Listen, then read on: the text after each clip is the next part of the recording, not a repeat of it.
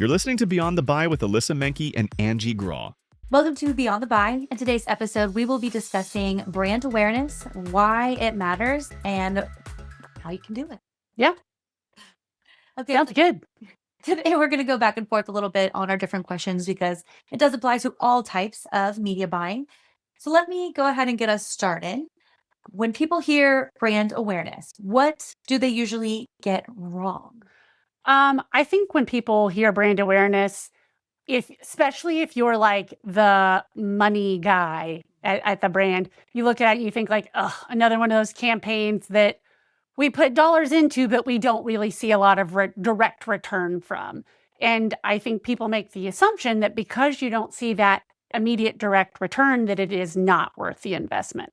Yeah. What do you think is one of I think that's a really good point.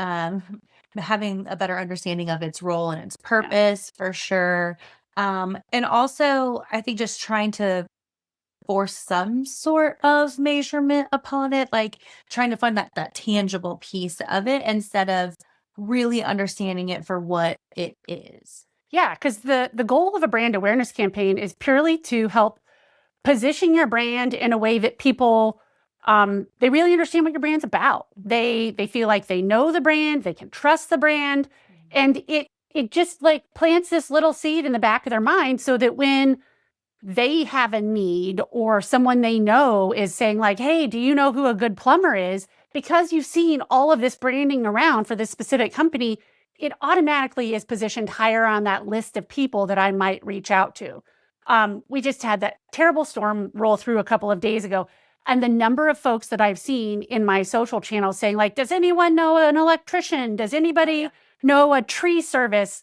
You know, we've got lots of trees down. We've got a lot of electrical issues that people are trying to fix. And it's not the time where you want to like sit down and, do a Google search if you have electricity to look to see like, oh, who's this list I should call? You want that quick referral to someone that you trust or that your immediate circle trusts to come in and help save the day. Yeah, absolutely. Knowing that brand awareness is just a different approach, we're not as caught up in the clicks and following that particular path. Sure. How does this brand awareness campaign differ from a traditional direct response Sure. So on the digital side of things, it is different from literally the very beginning of the campaign. We set it up differently in each of the platforms because the goal is different. Yeah. Instead of trying to drive people to a website, which, sometimes on brand awareness, that might be your goal, sure, but frequently it's not. It's really about getting in front of as many people that are in your target audience as many times as possible, but also not so much that they get annoyed by you. Yeah. It's a fine line. Yeah, it is a balance for sure. And I know on the traditional side, there are probably a lot more similarities. Traditional is really a good avenue as far as brand awareness goes because you are putting this out in front of a large audience. So you're out of home, like your billboards, radio, just being able to reach like this large demographic and large geographic range. Same for television. So not a whole lot changes there. But I agree with you. Just because it's a branding campaign doesn't mean you shouldn't have information like a phone number or a website or something like that, because that can also be a great way of at least seeing some patterns and some correlation causation with your marketing placements. And I think because the measurement looks different, I think it's really important to have that discussion ahead of time of like, hey, we are not like clicks are always great. We're going to always report to you on clicks, but because that is not our end goal, clicks on your ads and traffic to your campaign really aren't the things we're optimizing based off of. We're really optimizing on, are we hitting the right percentage of your audience? Are we hitting them enough times? On the digital side of things, it is really common for us to run a campaign if it's underfunded where we're only hitting people like 1 or 1.5 times on average. And that's just not enough. No. Like that one quick, blip as someone's scrolling isn't planting a seed. They need to be able to see you, again, enough that you remain top of mind, but not where you're just like, oh my gosh, if I see another ad for this t-shirt company, I'm going to go nuts. Yeah, I would say the branding campaigns, a lot of it is really strong on the frequency side, that consistency, because in order to become top of mind in situations, especially urgent situations like what we have with our weather, you know, if we've already exposed them to ads, billboards, and they've heard that ad on television or on the radio, and then they've been seeing things rolling through Facebook, that's when, not just Facebook, any social media, but that is when it's like, "Okay, who's that?" Maybe it's Yeah. that green company, and maybe they just remember off the top of their head anyway. Or brand sponsorships, being in a playbill, being in a program, what have you. All of that comes together to be top of mind, because like you said, Yeah. when that need arises, you want to be the one popping up and coming Yeah. to mind, for sure. So why our next question is, why should local or regional brands invest in brand awareness? I think we've already kind of touched on that some. But I think what you just said really kind of hits the nail on the head of, this is a way for you to have a little bit of a competitive advantage over your biggest competitors around. If they are not running a branding campaign and they're only doing like these periodic pushes where they're asking people to buy a thing or to do a thing, Yes. and people love a good sale, but they also don't really only want to hear from you if you're wanting them to buy something from you. Yeah. Right? Like, they want to understand, particularly as we start to talk about younger audiences, they really want to build sort of a relationship with like the brands that they are purchasing from. They like to understand what you're about. It is for them an investment sort of in, as my children would say, aura farming. For Where they're trying to sort of build this personal brand. Yeah. And so who they align with is saying a lot to their peers about the things that, that they've made those investments in.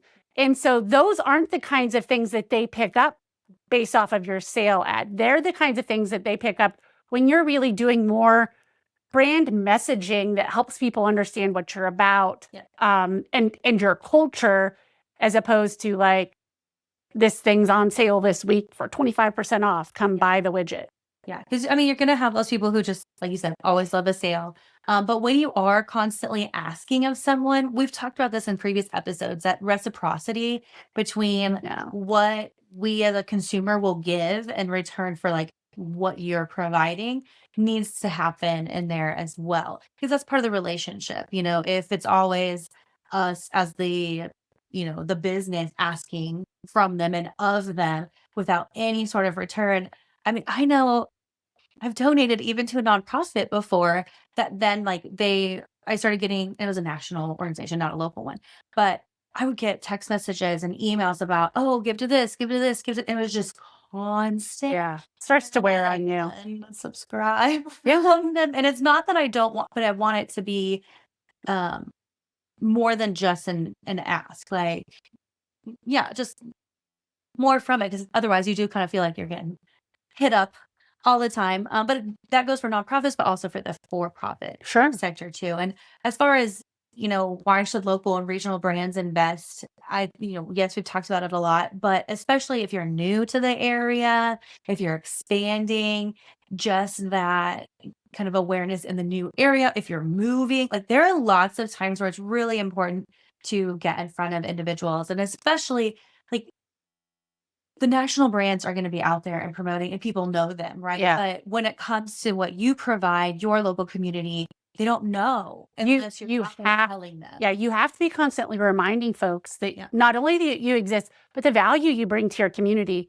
I would say that it is even more important for a local brand to have, one, a really strong organic presence on social where they're getting that free awareness, but then also some sort of a low-level brand awareness campaign that's going, because you are literally competing against a giant that has, lots of dollars and is always in front of your target audience.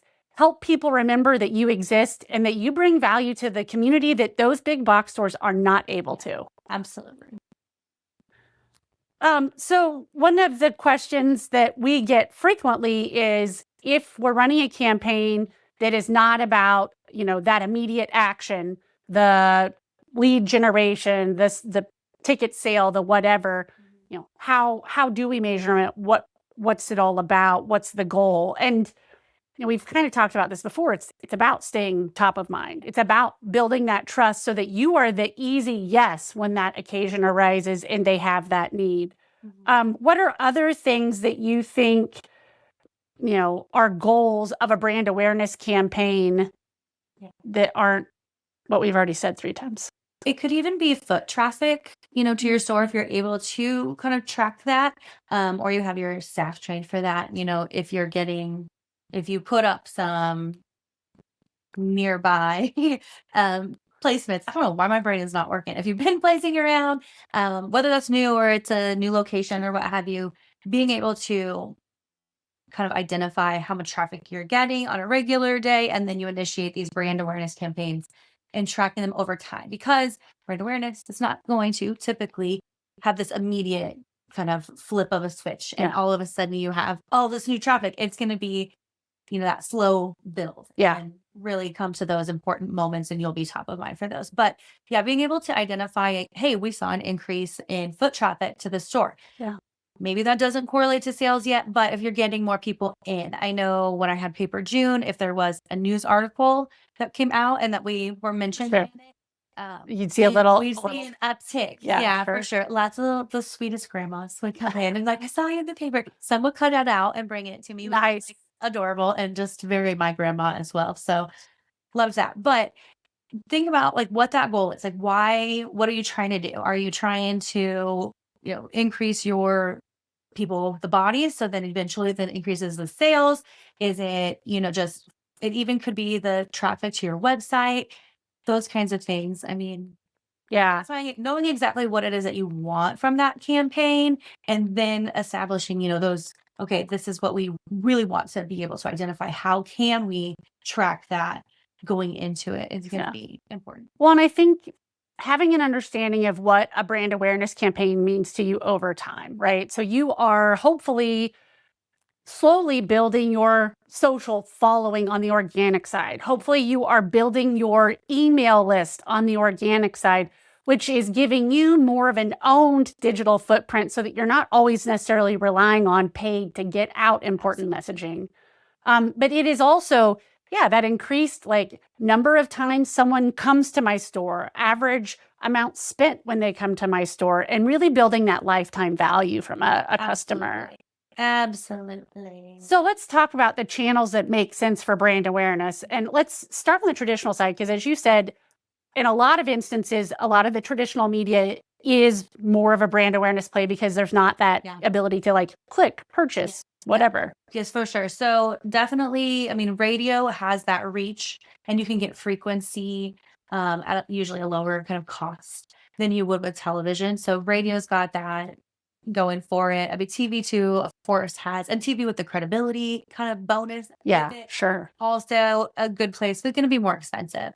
Outdoor is really great. I mean, if you think about how many services are kind of, what we call like unsought products until you need them. Right? Yeah. Like, I don't think about insurance until, maybe there's an incident with the car, or, I don't think about my HVAC until it doesn't work.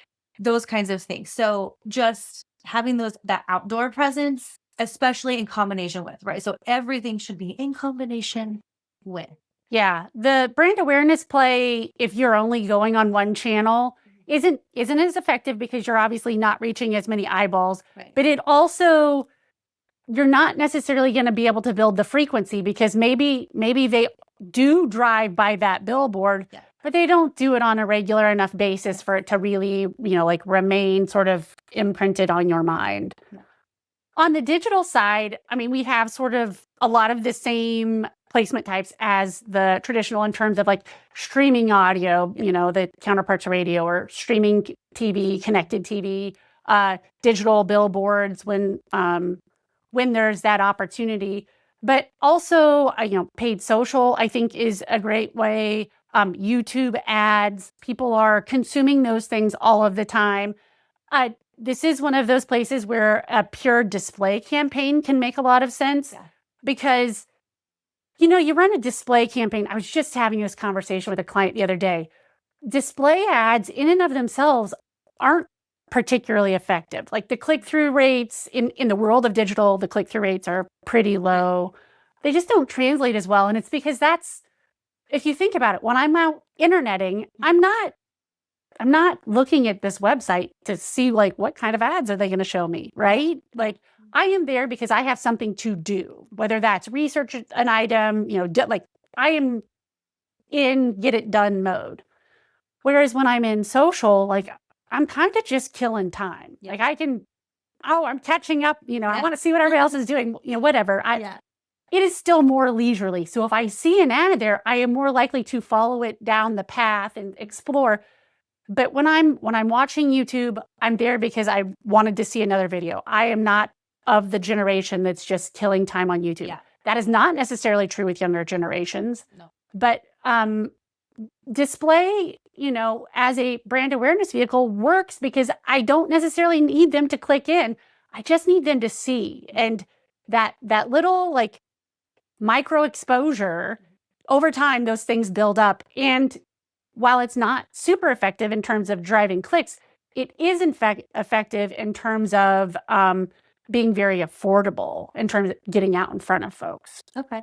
And it's almost like, little mini digital billboards on the website. Exactly. So even if they're not giving it full attention, they're still getting that exposure and they're seeing that branding. And so, it's that consistency, they're going to be able to kind of start picking that out from across your media mix. But the same thing is true on the digital side. Just picking one of those things is not going to be as effective from a brand awareness standpoint as being able to pick a combination of maybe a digital channel or two and layer it in with a traditional channel or two. Yeah, definitely.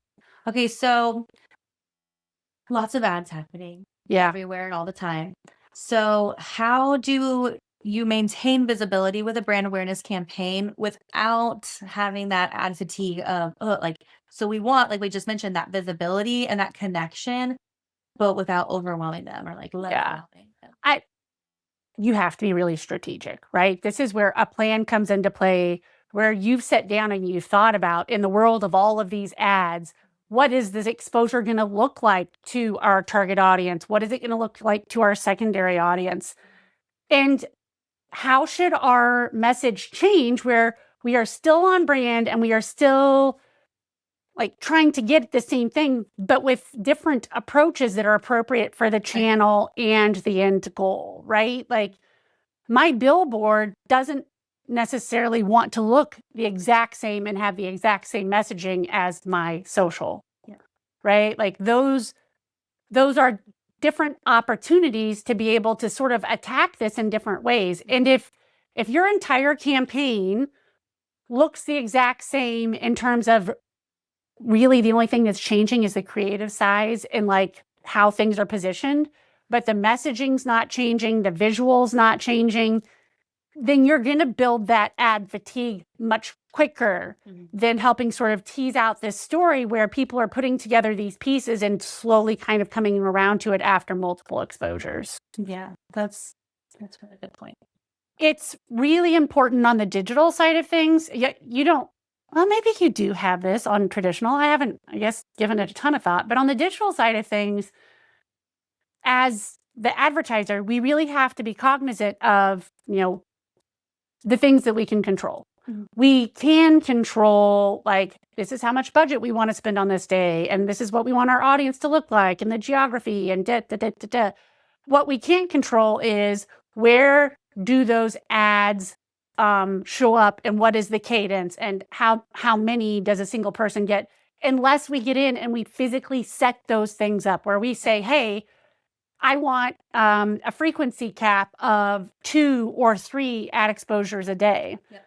We frequently will not say 1 ad exposure a day because we also know that just because an ad was served doesn't mean you are truly exposed to it. Yes.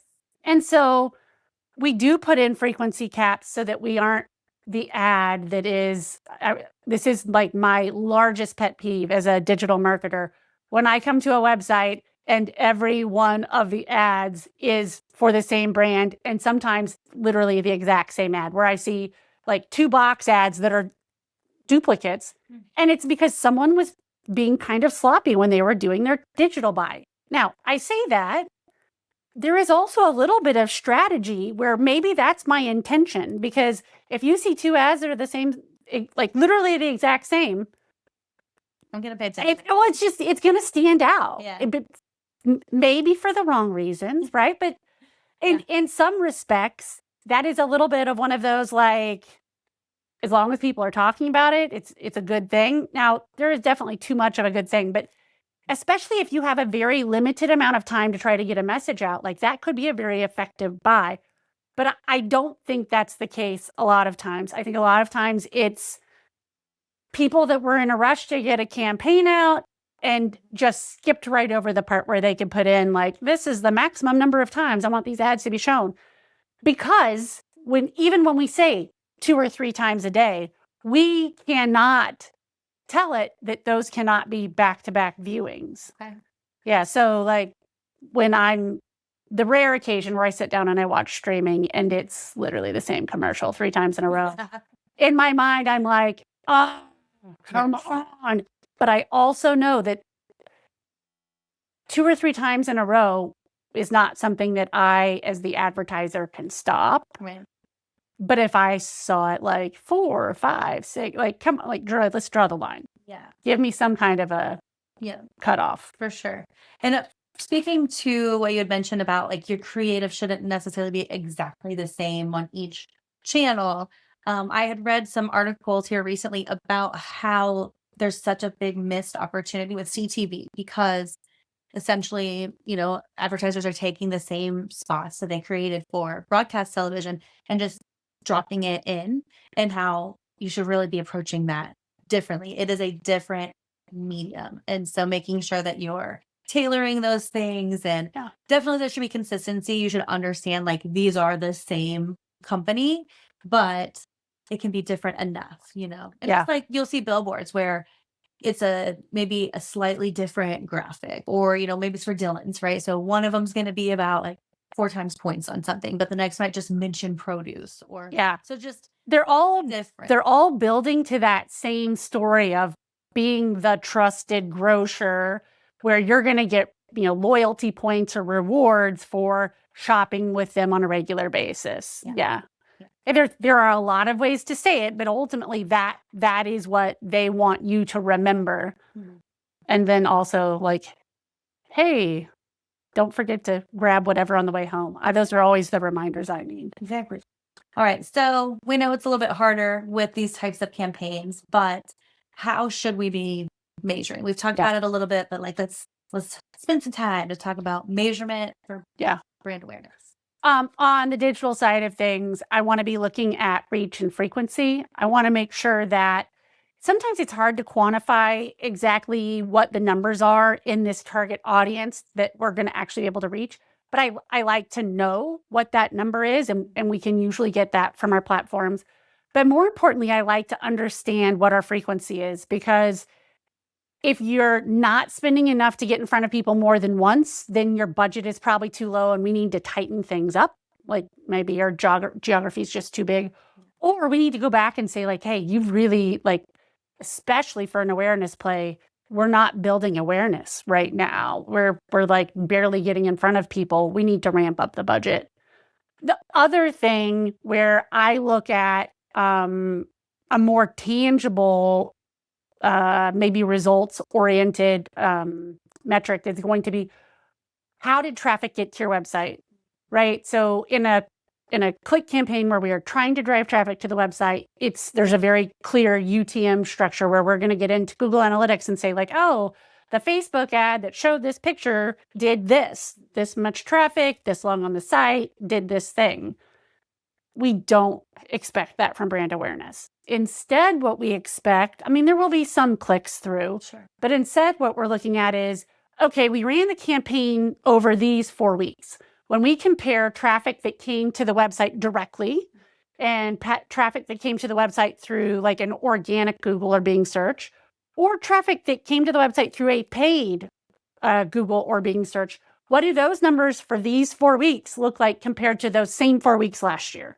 Did we see a lift in, branded traffic where people were doing that search or direct traffic where they came directly to your site, because we've planted that seed. So they're not truly looking for the extensive list of, like research. They are very much now in the like, oh no, I just need to get to this person's site. Maybe they remember it from your billboard or your TV spot or seeing your ad somewhere, or maybe they just remember your brand name. But once they do that Google search, they go directly there because that Google search is McElroy's instead of HVAC companies near me. Yep.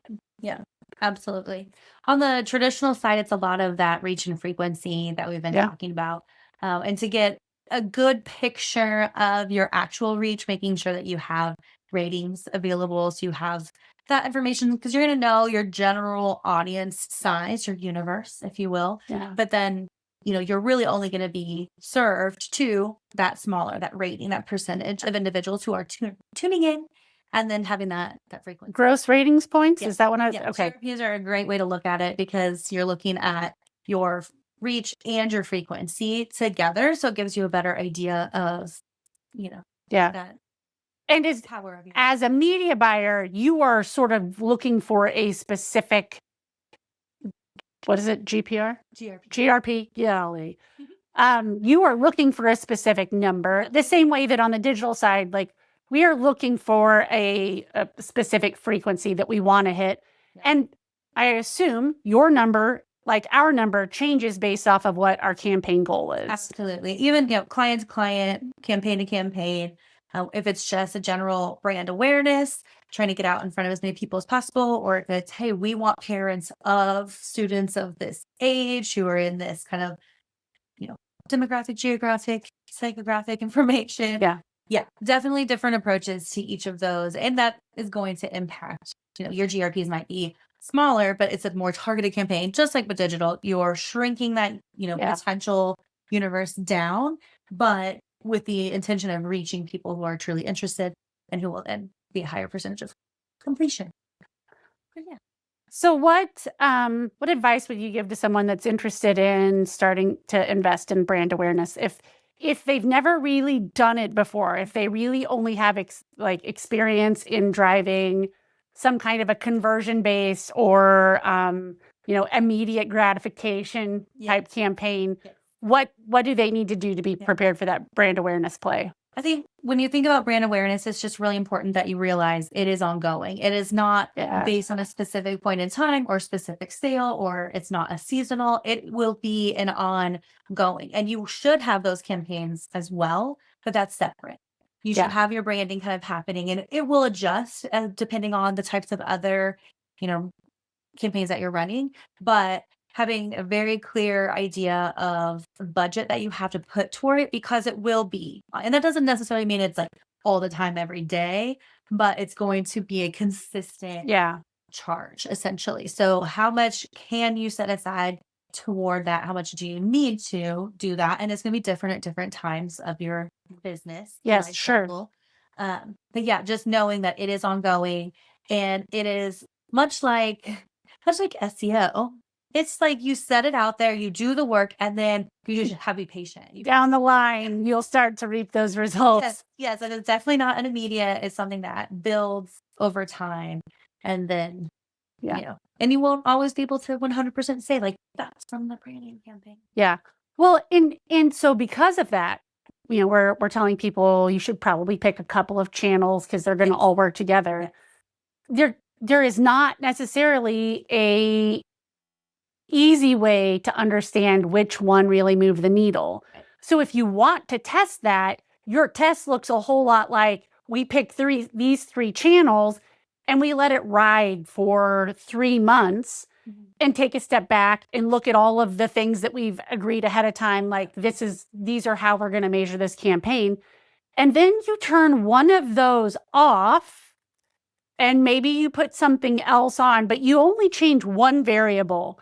And you go another couple of months. And how did that happen? You can't look at these things in short windows of time. It is over an expanse of time because, again, it takes a long time for sort of that credibility to build, that trust to build, and for those rewards to really kind of come out.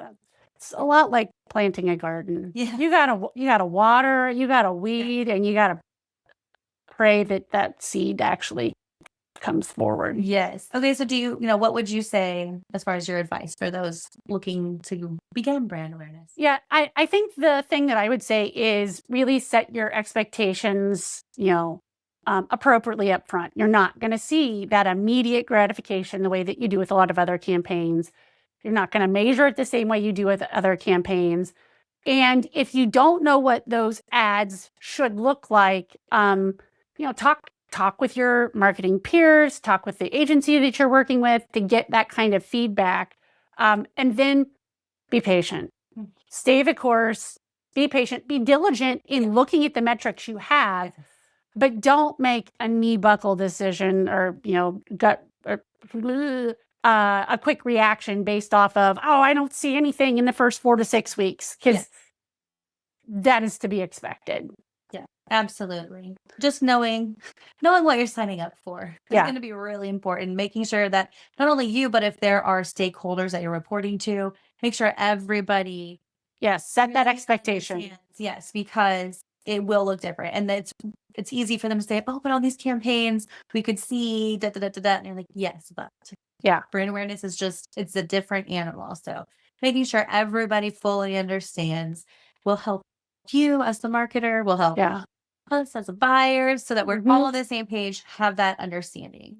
It is not a fluff campaign. It absolutely has a role and has a purpose, but everyone needs to be on the same page ahead of time as to what that role and purpose is, and then realistically be able to assess it. Anything that we're missing? I don't think so. Okay, well, I don't know. I was going to say, join us again for our next episode of Beyond the Buy, where we talk about, but I don't know what we're talking about. So just join us and you'll find out the same time we do.